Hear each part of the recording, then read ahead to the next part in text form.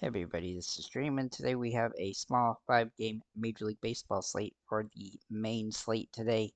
It is 5 games. We do have that Colorado game mixed in there, so that's going to be somewhat annoying on the slate, but we do have a couple games that have high totals and a couple games with low totals.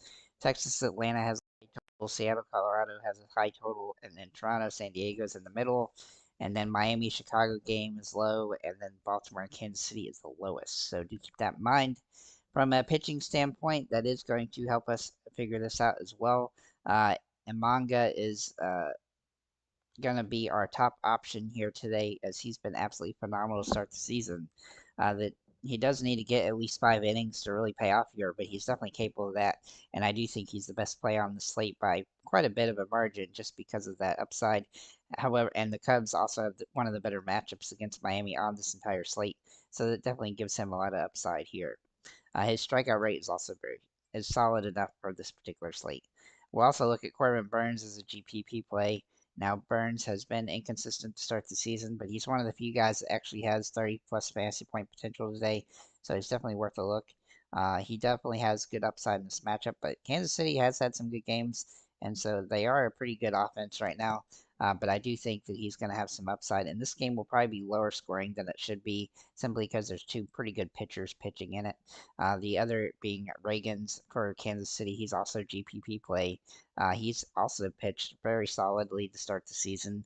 Had a one hiccup game against Houston, but other than that, he's been really good. Even though he has faced decently tough situations, and especially against Baltimore already, where he had 7 strikeouts and give up no earned runs. So I think he has 20 fantasy point upside as well. And my second pitcher is going to be one of those two guys. I just have to decide which one that I like the best. But you could also look at Barrios here for Toronto, as he has been pretty solid to start the season. His ceiling is probably a little bit lower in this game, simply because of the matchup and the strikeout rate being lower than most of the other pitchers. But he definitely has some potential today as a GPP play. I also think Morton for Atlanta is interesting, though he has not been very good to start the year, so he's definitely a contrarian option.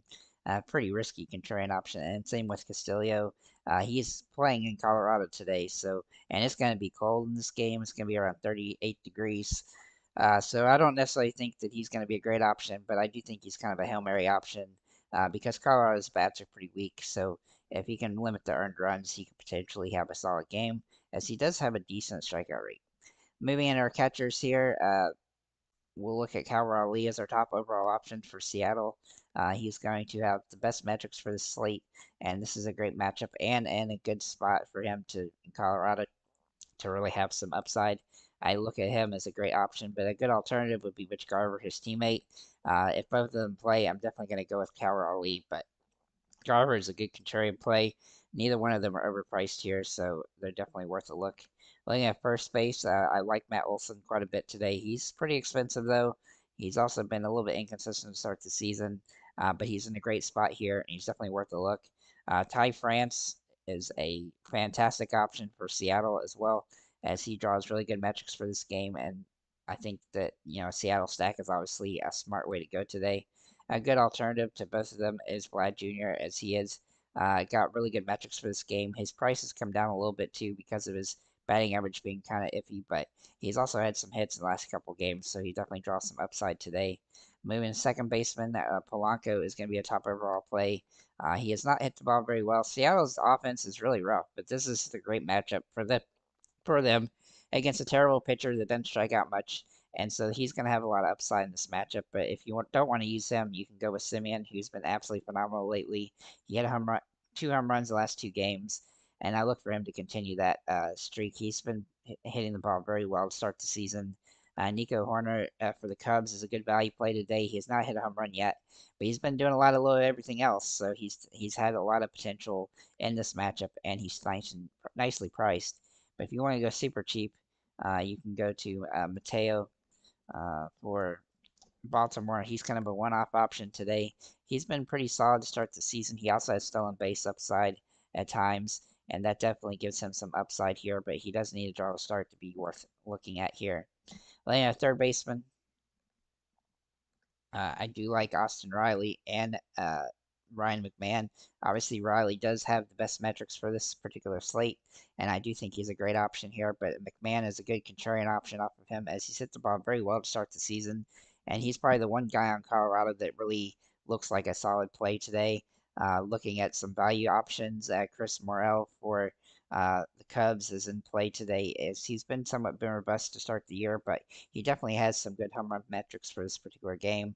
And I also like Luis Arias for Seattle, if kind of a contrarian option for third base here as he's a value play, but he has some upside in this matchup, even though he's not been particularly good to start the season.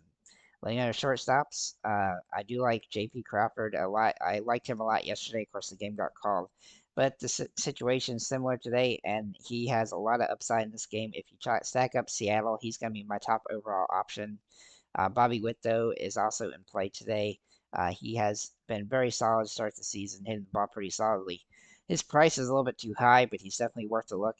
And then Tim Anderson, if you want to go super contrarian, he would be the way to go. If you don't want to use Cubs pitching, he would be kind of the Hail Mary value play at this position. But right now, I don't think that you have to do too much looking beyond J.P. Crawford, as he's really just the top overall option at this position. It's not very close. Obviously, the outfielders, we're going to have Acuna being the top overall guy. He's super expensive, but I think he's rosterable today with the pitchers being cheaper than most days. So I think he's a great option on this one. Adolis Garcia, let's see, is also a great option for Texas. I think Morton is susceptible to giving up some home runs in this game, and this is going to be a good matchup for some of Texas's players. So I think he's going to be a great option on the slate. But he's definitely contrarian. Ozuna has arguably been one of the best hitters so far this season, and he's got another very favorable matchup here, so I look for him to be a really solid play. He's also quite a bit cheaper than Acuna, and he's got a lot more home run upside, so I think he's a great position play.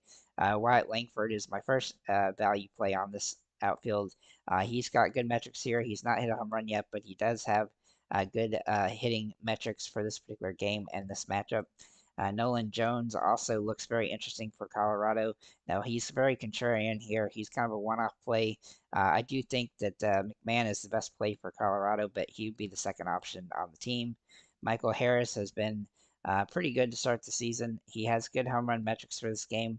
He's definitely somebody I'm going to consider on the slate, though he is priced up a little bit more than I'd like.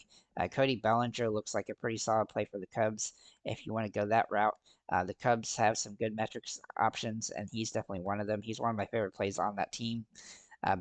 Springer at $4,200 is a little bit underpriced. That's partially due to the fact that he started the season pretty rough.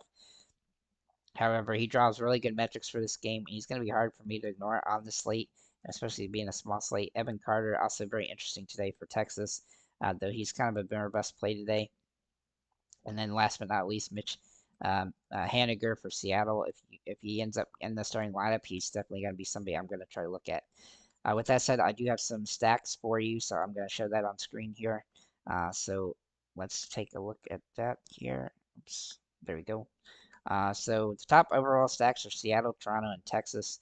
Obviously for Seattle, J.P. Crawford, Polanco, Raleigh are going to be top overall guys, and France and Klaus are definitely going to be some opportunity, have some upside to be in your stack as well.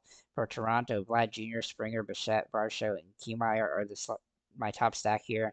Both these stacks are not too expensive. Of course, adding Vlad Jr. in there definitely hurts, but I think that both those two stacks have a lot of potential today.